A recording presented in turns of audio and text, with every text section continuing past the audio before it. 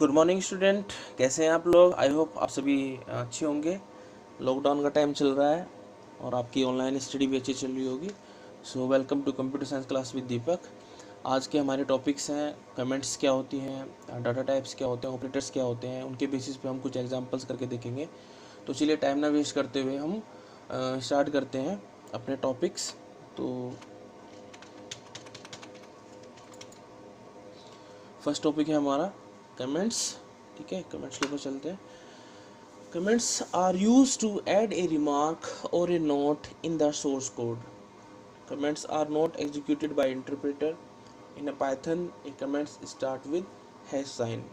मैं आपको उसको बिल्कुल शॉर्ट में समझाऊंगा कि कमेंट्स हम कैसे इंसर्ट करते हैं अपने प्रोग्राम के अंदर, कमेंट्स हम कैसे लगाते हैं अपने प्रोग्राम्स के अंदर। बट उससे पहले आपको ये जानना पड़ेगा कि सोर्स कोड होता क्या है। इसमें लिखा हुआ है ना, comments are used to add a remarks और a note in the source code. तो सबसे पहले मैं आपको बताऊंगा सोर्स कोड क्या होता है। जैसे ही आप अपने पाइथन का इंटरप्रेटर स्टार्ट करते हो तो जो इंटरेक्टिव मोड की जो विंडो आती है या स्क्रिप्ट मोड की जो विंडो आती है, वो जो वाइट सा जो आपका एरिया होता है, वहाँ पे जो भी आप स्टेटमेंट लिखते हो दिस इज सोर्स कोड। उसके बाद सोर्स कोड लिखने के बाद आप क्या करते हो, रन के ऊपर क्लिक करते हो, उसका आंसर आता है। तो आंसर इज ऑब्जेक्ट कोड। ठीक है, चलिए हम अपने मेन टॉपिक की तरफ बढ़ते हैं कि हम कैसे कमेंट इंसर्ट करते हैं अपने प्रोग्राम्स के अंदर। देखिए बच्चों, सपोज करो मैंने अपने पाइथन इंटरप्रेटर के अंदर स्क्रिप्ट मोड के अंदर लिखा a=4। इसका मतलब क्या हुआ कि 4 वैल्यू असाइन हो गई किसको, ए वेरिएबल को। अब मुझे इस पर्टिकुलर लाइन का एक नोट लिखना है, ठीक है, एक रिमार्क लिखना है। तो वो रिमार्क लिखने के लिए मैं क्या करूँगा, सबसे पहले हैश सिंबल लगाऊंगा। हैश सिंबल लगाने के बाद मैं उसी के आगे लिखूंगा कि the value is 4 is assign to the variable A. Second example लेते हैं। सपोज करो मैंने एक वेरिएबल लिया बी और उस वेरिएबल को मैंने असाइन करा दी वैल्यू 5। अब मैं इसका एक नोट लिखना चाह रहा हूँ, एक रिमार्क लिखना चाह रहा हूँ कि ताकि यूज़र समझ सके कि इस लाइन का मतलब क्या होता है। तो सबसे पहले हम हैश सिंबल लगाएंगे। हैश सिंबल लगाने के बाद उसके सामने लिखेंगे the value 5 is assign to the variable B. आइए अब एक प्रैक्टिकल करके देखते हैं। मैं अपने कंप्यूटर से अपने पाइथन इंटरप्रेटर का सॉफ्टवेयर लॉन्च करता हूँ। ठीक है बच्चों, सपोज करो मैं इंटरेक्टिव मोड के अंदर अपने सोर्स कोड को यूज़ नहीं कर रहा हूँ, मैं कर रहा हूँ स्क्रिप्ट मोड के अंदर। तो मैंने न्यू फाइल के ऊपर क्लिक किया। न्यू फाइल के ऊपर मैंने लिखा a=4। अब देखिए बच्चों, मैं इस पर्टिकुलर लाइन का एक नोट लिखना चाह रहा हूँ, एक रिमार्क लिखना चाह रहा हूँ। तो मैं क्या करूँगा, थोड़ा सा स्पेस दे करके सबसे पहले हैश सिंबल लगाऊंगा। अब इसके सामने लिखूँगा the value 4 is assign to the variable A. ठीक है, अब एंटर प्रेस किया। सपोज करो मैं एक वेरिएबल ले लेता हूँ b=5। अब मैं इसका एक नोट लिखना चाह रहा हूँ। तो आप क्या करेंगे, यहाँ पे लिखेंगे द वैल्यू। मैं इसको कॉपी कर लेता हूँ यहाँ से, Ctrl+C और Ctrl+V। यहाँ पर मैं वैल्यू चेंज कर लेता हूँ। यहाँ पे मैं 5 असाइन कर देता हूँ। यहाँ पे वेरिएबल b लिख देता हूँ। तो उसका मतलब क्या हो गया, the value 5 is assign to the variable b। ठीक है, तो ये आपका इतना एरिया, ये क्या कहलाता है आपका कमेंट्स, ये वाला। एक बात याद रखना बच्चों, अगर आपने हैश नहीं लगाया, अगर आपने हैश नहीं लगाया तो पाइथन इंटरप्रेटर इस लाइन को एज ए एरर शो करेगा। ठीक है, क्योंकि it's not a part of your source code. ठीक है, तो किसी भी कमेंट्स को लिखने से पहले हैश लगाना बहुत ज़रूरी होता है। आई थिंक आपको समझ में आया होगा। चलिए हम अपने मेन प्रोग्राम की तरफ बढ़ते हैं, मेन कंटेंट की तरफ बढ़ते हैं। इसको क्लोज कर देता हूँ। Everything following the hash till the end of that line is treated as a comment and the interpreter simply ignore it while executing the statement। जब भी आप अपने प्रोग्राम का, अपने सोर्स कोड को एग्जीक्यूट करेंगे, उसको रन करेंगे, तो पाइथन इंटरप्रेटर क्या करेगा, उस जो आपने कमेंट्स लिखे हैं उसको सोर्स कोड के अंदर इम्प्लीमेंट नहीं करेगा। ठीक है, चलिए नेक्स्ट स्लाइड की तरफ बढ़ते हैं। अब एक प्रोग्राम देख लेते हैं कमेंट्स के बेसिस पे। लिखा हुआ क्या है, write a Python program to find the sum of 2 numbers and show some content some comments in this. ठीक है, तो मैंने क्या किया, num1 नाम का एक वेरिएबल लिया, उसको वैल्यू असाइन करा दी 10। तो मैंने इसके सामने ये कमेंट्स लिख दिया, value 10 is assign to the number 1 variable. फिर उसके बाद मैंने क्या किया, नंबर 2 इक्वल्स टू 20, मतलब 20 वैल्यू मैंने किसको साइन करा दी, नंबर 2 वेरिएबल को। तो उसके सामने मैं लिख दिया value 20 is assign to the number 2 variable. ठीक है, और देखिए बच्चों, ये नोट लिखने से पहले मैंने क्या लगाया, हैश लगाया। देखिए आपको दिखाई दे रहा होगा, ये देखिए हैश। इस हैश का मतलब क्या होता है कि आपने इस लाइन के सामने कमेंट्स को इंसर्ट कर दिया है। आई थिंक आपको ये समझ में आया होगा। चलिए नेक्स्ट स्लाइड की तरफ बढ़ते हैं। अब जो मेन इंपॉर्टेंट टॉपिक है आपका पाइथन के अंदर वो होता है डाटा टाइप्स। अभी आपने सिंपली बहुत ही कम डाटा टाइप्स पढ़े थे, फुल डिस्क्रिप्शन है डाटा टाइप्स का, कि हमारे पास पाइथन के अंदर 4 तरह के डाटा टाइप्स यूज होते हैं, numbers, sequence, sets and mapping. ठीक है, फिर नंबर को हम फर्दर कैटेगराइज करते हैं, integer, float point, complex number. और इंटीजर के जो पार्ट्स होते हैं वो तो बुलियन, बुलियन का मतलब होता है ट्रू एंड फॉल्स। सेकंड जो डाटा टाइप्स होता है सीक्वेंस, इसके पार्ट होते हैं लिस्ट, स्ट्रिंग, टपल्स। ठीक है, सेट्स होता है, मैपिंग्स का पार्ट होता है डिक्शनरी। आप इनको 1 बाय 1 करके डिटेल में पढ़ेंगे और बहुत इजी है, बहुत इजीली आपको समझ में आ जाएगा। ठीक है, चलिए स्टार्ट करते हैं। सबसे पहले डाटा टाइप की तरफ बढ़ते हैं। सबसे पहला डाटा टाइप हमारा number. Number data types store numeric value only. ठीक है, it is further classified into 3 different types, integer, float and complex. ठीक है, जैसे कि मैंने आपको इंटीजर नंबर बता रखे हैं। इंटीजर नंबर क्या होते हैं, वो नंबर जिनके साथ हम डेसिमल पॉइंट यूज नहीं करते हैं, उन्हें क्या बोलते हैं, इंटीजर नंबर्स। और उनका डाटा टाइप्स हम क्या लेते हैं, INT। ठीक है, जैसे एग्जांपल हो गया -12, -3, 0, 1, 25 और 2। इंटीजर नंबर आपके माइनस में भी हो सकते हैं, प्लस में भी हो सकते हैं। फ्लोटिंग पॉइंट नंबर्स क्या होते हैं, वो नंबर जो डेसिमल पॉइंट्स के साथ वैल्यू को कंटेन करते हैं, जैसे कि 4.0 हो गया, 14.23 हो गया, -2.04 हो गया। ठीक है, ये आपके क्या है, floating points number. Complex number शायद आपको पता होगा, 10th में भी आपने शायद कॉम्प्लेक्स नंबर के बहुत सारे क्वेश्चंस किए होंगे, फिर भी मैं आपको एक बार बता दूं कि कॉम्प्लेक्स नंबर की फॉर्म्स क्या होती है। a+bi लिख लीजिए, x+yi लिख लीजिए। ठीक है, तो फॉर एग्जांपल के जैसे 3+4i ये क्या होगा आपका कॉम्प्लेक्स नंबर हो गया, 2 - 2i ये क्या होगा आपका कॉम्प्लेक्स नंबर हो गया।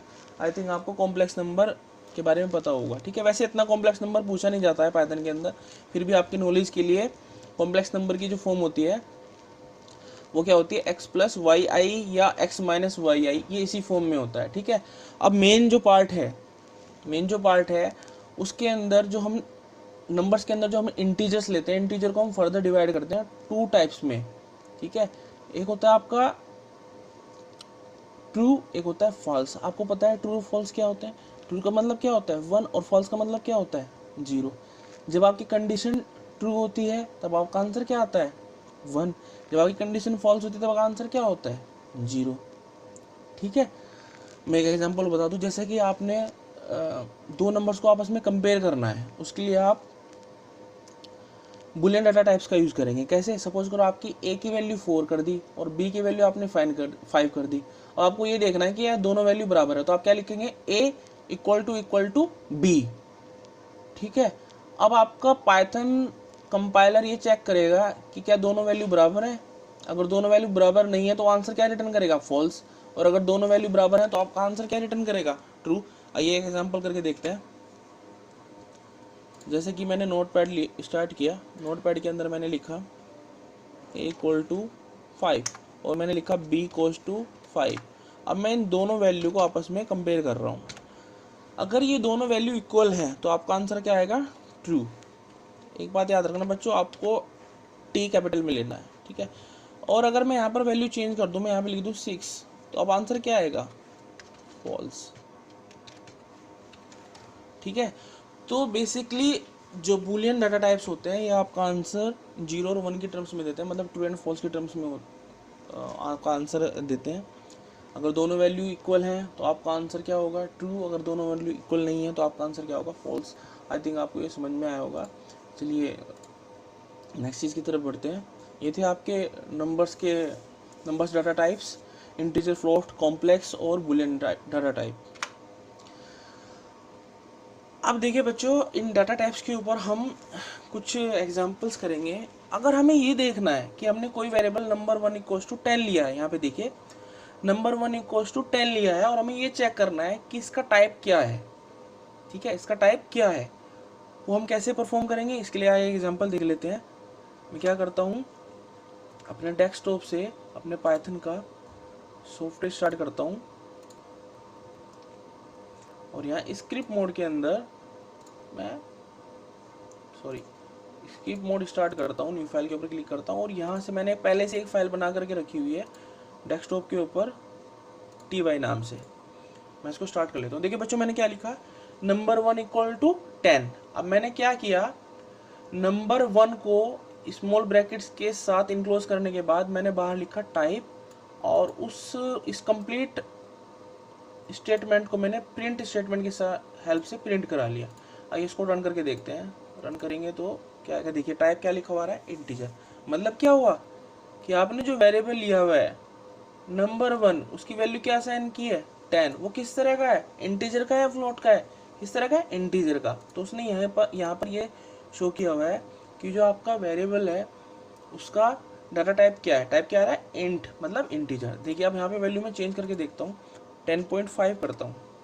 अब मैं रन के ऊपर क्लिक करता हूँ, रन मॉड्यूल करता हूँ और यहाँ पे देखिए क्या लिखा हुआ है, फ्लोट लिखा हुआ है।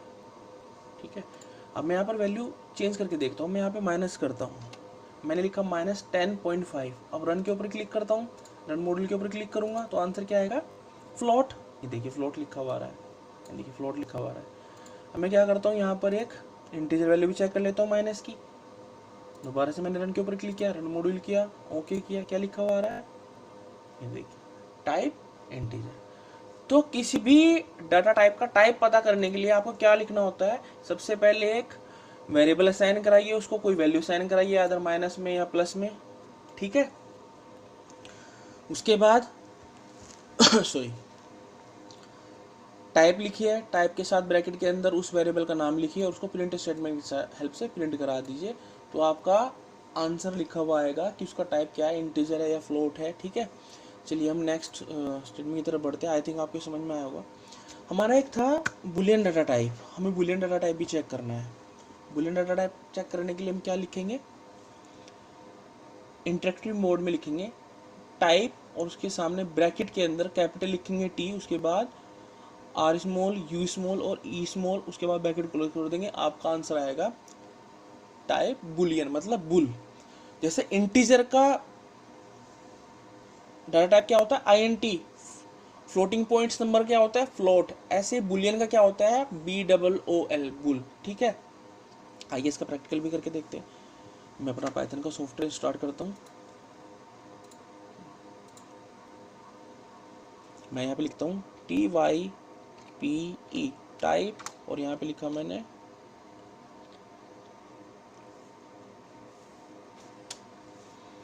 दोबारा स्टार्ट करते हैं। टाइप स्टार्ट किया पाइथन का सॉफ्टवेयर, उसके बाद मैंने यहाँ पे पाइथन ये ठीक है, मैंने यहाँ पे लिखा TYPE टाइप और उसके बाद यहाँ पे TRU ट्रू और उसके बाद ब्रैकेट बंद किया और आंसर। देखिए क्या लिखा हुआ है, टाइप बुलियन मतलब बुल, बुल मतलब बुलियन। ठीक है, दोबारा देखिएगा TYPE टाइप, उसके बाद यहाँ ब्रैकेट में लिखिएगा फॉल्स। ये देखिए क्या लिखा हुआ है। ठीक है, तो ऐसे आप किसी भी डाटा टाइप का टाइप पता कर सकते हैं, आइदर वो इंटीजर है, आइदर वो फ्लोट है, आइदर वो बुलियन है, आइदर वो कॉम्प्लेक्स है। ठीक है, आई होप आपको ये वीडियो समझ में आया होगा, ये लेक्चर समझ में आया होगा। चलिए नेक्स्ट तरफ के बढ़ते हैं। जो मेन इम्पोर्टेंट डाटा टाइप होता है नंबर्स के साथ, सीक्वेंस होती है। सीक्वेंस का मतलब क्या होता है बच्चों, जैसे कि आप क्लास के अंदर आपके रोल नंबर एक पर्टिकुलर सीक्वेंस में होते हैं, जैसे 1 2 3 4 5 6 7 8 9 10 11 12 13 14 15। तो पाइथन के अंदर सीक्वेंस की जो डेफिनेशन होती है वो होती है, Python sequence is an order collection of Python. The 3 types of sequence data types available in Python are string, list and tuples. ये आप डिटेल में पढ़ेंगे आगे। इन सभी टॉपिक्स का एक एक चैप्टर आपके पाइथन 11th के सिलेबस में दिया और बहुत ही इजी है, बहुत ही इंटरेस्टिंग है, बहुत मज़ा आता है करते हुए इन सबको। ठीक है, तो सीक्वेंस क्या होती है, एक Python sequence is an order collection of items. वो आइटम्स आपके नंबर्स भी हो सकते हैं 1 2 3 4 5, वो आपके कैरेक्टर्स भी हो सकते हैं। ठीक है, वो आपकी स्ट्रिंग्स भी हो सकती है। ठीक है, तो इसके अंदर जो आपका फर्स्ट डाटा टाइप है सीक्वेंस के अंदर वो होता है स्ट्रिंग। जैसे कि मैंने आपको बताया स्ट्रिंग क्या होती है, it is a group of characters. ठीक है। And group of characters enclose in either in single quotes और आइदर इन डबल कोट्स, ठीक है। फॉर एग्जाम्पल देखिए बच्चों, मैंने यहाँ पे लिखा हुआ है STR equals to single quotes के अंदर हेलो फ्रेंड, ये स्पेस भी कंटेन करता है।